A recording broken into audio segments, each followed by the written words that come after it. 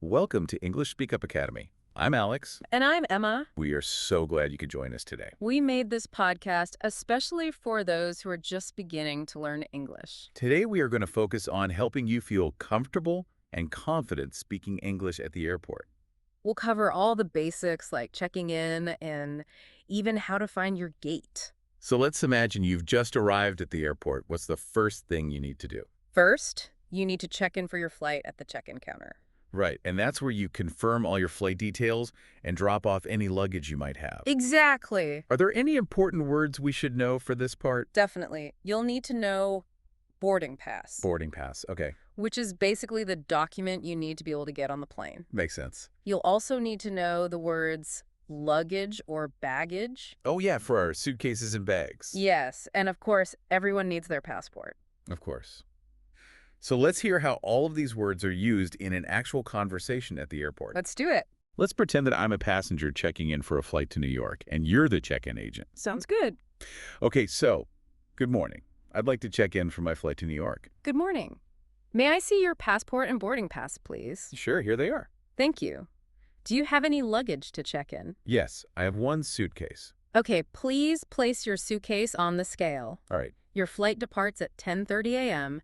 Here is your boarding pass. Have a nice flight. Thank you so much. You're welcome. That was perfect. Did you notice how naturally we used all those key words we talked about? Exactly. Words like check-in, passport, boarding pass, and luggage are all essential for a smooth check-in process. So now that we're all checked in and have our boarding pass, where do we go next? Next, it's time to head to security. Security.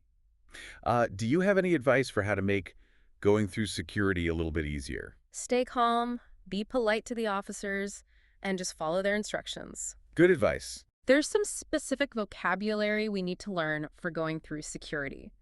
The first is security checkpoint. Okay, security checkpoint. This is where they screen you and your belongings. Gotcha. What else? Then we have the word tray, Oh, right. which is that plastic container that you put all your electronics and liquids in. And of course, the phrase we're all familiar with, remove your shoes. Yep, you'll have to take those off and put those in the tray with your other belongings. And lastly, you'll need to know the phrase metal detector. That's the archway you walk through, right? Exactly. Should we try a role play for this section? Sure. This time you can be the passenger and I'll be the security officer. Okay, sounds good. Good morning. Please place all your items in the tray. Okay, here's my phone, my wallet, and my keys. Please remove your shoes and your belt and place those in the tray as well. All right, I have removed them. Thank you. Please walk through the metal detector. Okay. You are all set. Great, thank you. See, that wasn't so bad. Not bad at all. Just simple commands like please, place, remove, and walk through will get you through security. Now you've made it through security. What's the next step? Time to find our gate and get ready to board. You got it. But first, we need to figure out where to go. And that can be really tricky in large airports with lots of different terminals and gates. Definitely. What words should we know for this part? The most important word to know is your gate number. This is the specific location where you'll be boarding the flight. Gate number, got it. And then you have departure information, which tells you when your flight is leaving. Okay, makes sense. And you always need to know your flight number. And what about the word terminal? Oh, right. A terminal is like a section of the airport where you find your gate. Sometimes it's even a separate building. Oh, I see. A lot of airports have several different terminals. Okay, so let's practice how we would find our gate. All right, let's do it. Imagine I'm looking for gate 22 and need information about flight 123. You can be the airport staff. No problem. Just come up and ask. Okay. Excuse me, could you tell me where gate 22 is? Sure. Gate 22 is in Terminal B. Just go straight ahead, and then it'll be to your left. Great, thank you. Do you know what time flight 123 departs? Flight 123 leaves at 11 a.m. Make sure you're at the gate at least 30 minutes before departure. Perfect. Thank you so much for your help. You're welcome. I feel a lot better knowing where I need to go. Asking clear questions like, could you tell me where and what time does depart is really effective. It is. And you know what else can help? What's that? Practicing these types of dialogues with a friend. The more you repeat these phrases, the more natural they'll start to sound. And listening to native English speakers can be really helpful to hear how these phrases are used in real conversations. You don't even need to use complicated grammar. Clear and concise language is the best way to communicate effectively at the airport. And most importantly, remember to stay calm and be polite. Exactly. And if you don't understand something, don't be afraid to ask for clarification. Like, could you repeat that, please? Or, I'm sorry, can you explain that again? Perfect. Those are great examples. It's so important to communicate clearly, especially at the airport.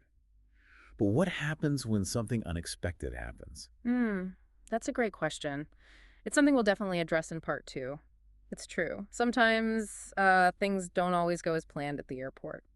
Yeah, what are some of the most common problems that travelers run into? Well, flight delays are definitely a common one. Definitely for sure. And sometimes flights even get canceled. Yeah, those situations can be really stressful. Absolutely. But it's important to remember that the airport staff are there to help you. So just try to stay calm and be polite when you're speaking to them. Good advice. Are there any phrases we can use to ask for help in those situations? Definitely. You could say something like, "Excuse me, can you help me? My flight has been delayed."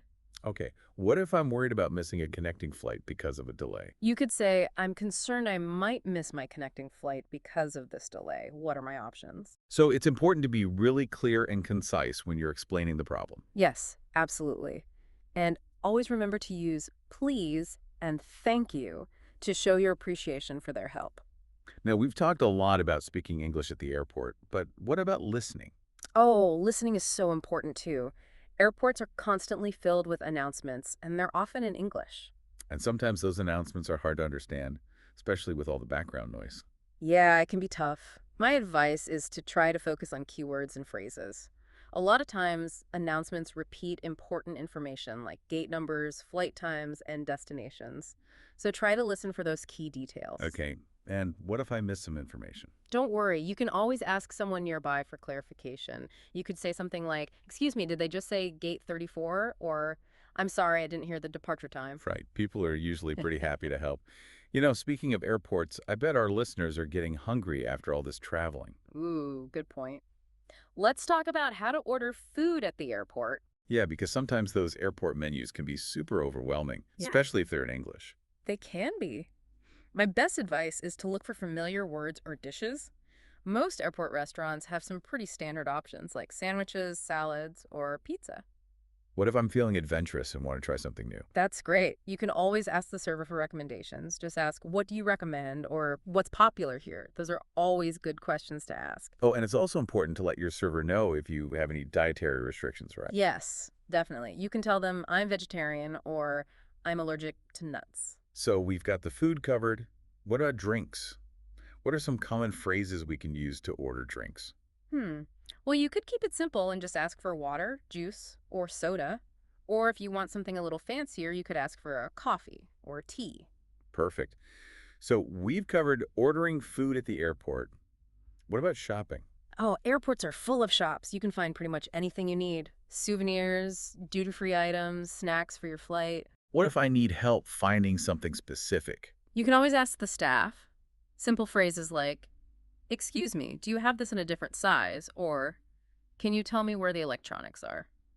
Will definitely help. And when I'm ready to buy something, what should I say? You can say, "I'd like to buy this," or "I'll take this."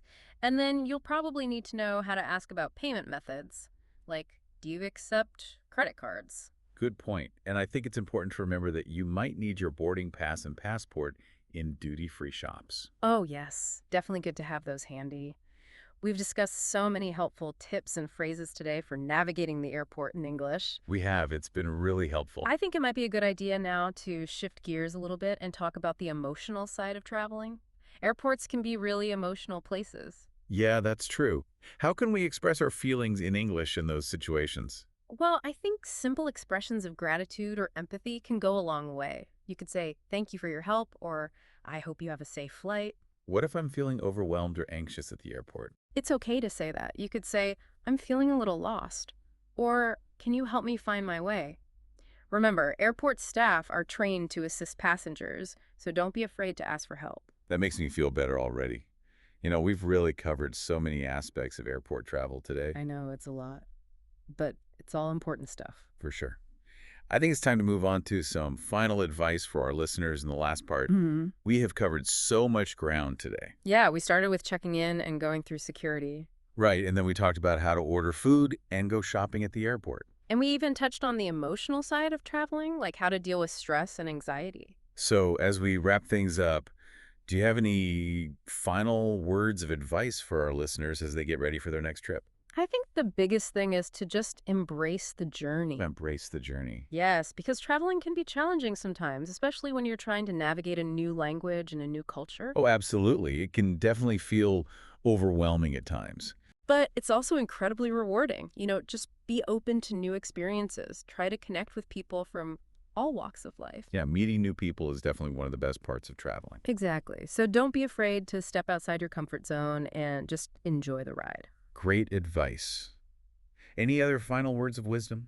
Oh, and keep practicing your English skills. The more you use them, the more confident you'll become. That's so true. Well, thank you so much for joining us on English Speak Up Academy today. We hope you found this episode helpful and that you feel more prepared to navigate the airport in English. Until next time, happy travels, everyone.